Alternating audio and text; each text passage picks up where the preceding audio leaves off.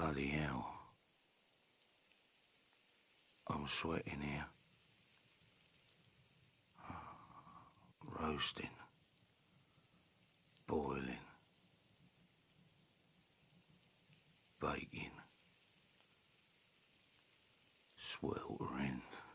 Good morning, internet, and it's another day, and after my unfortunate episode yesterday with some not properly heated up chicken, it did properly knock me down, to tell you the truth. But here we are, Friday morning, 25th, and ready to go, full of beans. It's 6 a.m. and I'm leaving this road now to enter the desert. Whichever way I look, it is a big climb, but no matter. This is what I'm here for. So today, a little later on, once the sun comes up, I'm going to be talking about what can go wrong, what to do when it goes wrong. This was an unfortunate thing for me yesterday, because tomorrow I'm setting off at 6 again to do 55 kilometers and then camp in the country, in the desert, wherever I end up, and then on Sunday do 55 kilometers back on cold soak meals and snacks and things like that. No bed, camp on the ground. So I could have done without yesterday, if I'm honest, but I feel I'm over it. I did feel a little drained when I went to bed last night, but this morning just got up as normal, full of beans, some mint tea, and put on my 20 kilo pack. So I don't know whether I've mentioned, but I do carry 20 kilos every time I come out. So there we are. I'll get back to you in a little while with some tips on what to do when things go wrong. Well, this is the ground I'm covering today. It's as hard as hell and steep. So I've got to cross at the top where those pylons are. I'm about 14 in now, the sun's coming up. So things that can go wrong. Well, what went very wrong yesterday was I got an upset tummy, and you seriously can do without it, even here, when I know that I can be found on the Find My Phone app, and the local police ring me about 7 each morning to see that I'm not dead in the desert somewhere. It is still a major problem. You won't last long out here without water and shade from the sun. For instance, today the sun is forecast to peak at 42 for more than 6 hours. You wouldn't survive that. If you had shelter and water, it would be uncomfortable, but you would. But without those things, you wouldn't. So, questions yesterday. Somebody asked, why do I carry extra weight? Well, I'll tell you exactly what I carry. I carry a rucksack with 20 kilos of sand in, and it's heavy. But it's conditioning, and it tests me, and it makes the job of running this marathon every morning harder, more difficult, grueling, but my condition improves. So I run a 35 plus kilometer marathon every weekday without fail, no matter what, no matter how tired I am, no matter if I am aching, sore. I get up out of bed well before dawn and bash a 35 kilometer marathon out, either running, jogging, walking, crawling. I can hear a tractor in the distance. That's funny out here.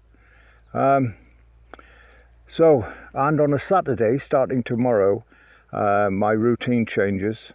On a weekend, I'll set off at around 5 in the morning and do 55 kilometers in a straight line in the thickest, towards the thickest of the desert, the hardest to cover the ground like this. And then I will camp overnight using water that I've carried, food that I've carried, and everything else I've got to carry, sleeping bag, sleeping mat and tent. So I'll camp overnight and then do exactly the same on the Sunday to come home.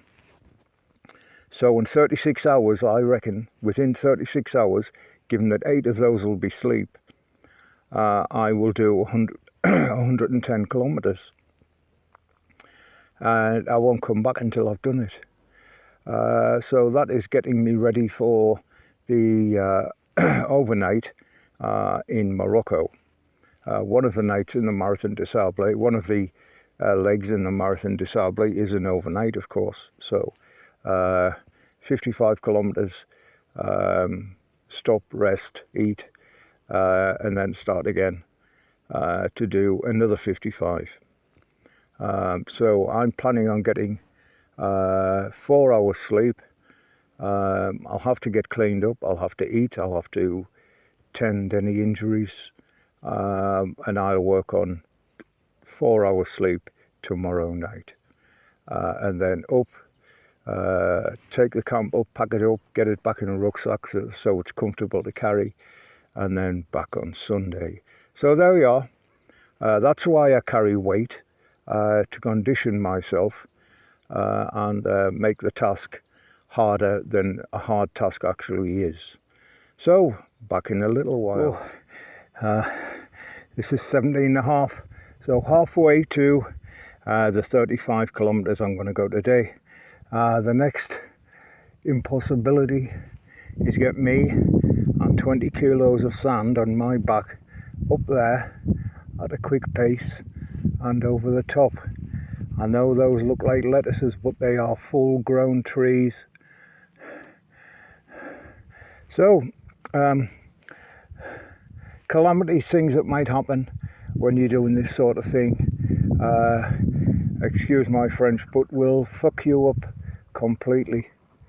I suppose what you've got to do is prepare for every eventuality. Health, injuries, foot care, equipment. You're going to have to double test everything, and this is the reason I am here today. Oh dear, here comes the sun. I know this roadway, I've just come down that and looked very clumsy getting down it, but here comes the sun and here comes the heat, but I'm prepared for it. Plenty of water, I'm clean, I'm not sweaty, so I shouldn't have any sores, rashes, dehydration or anything, but we're in for a very hot day today, with a maximum of 42 for 6 or 7 hours, and tomorrow much the same, and Sunday much the same. So I'm gonna get beaten up by Spain's climate this weekend. So there we are. My advice is, if it can go wrong, it's going to go wrong. Frankly, it did for me yesterday. My evening meal consisted of rice, chicken, and some kind of green beans. And for some reason, it made me horribly ill at 5 o'clock the next morning. Something was telling me not to set off, and then the idiot in my head was saying, fuck it, go. I did.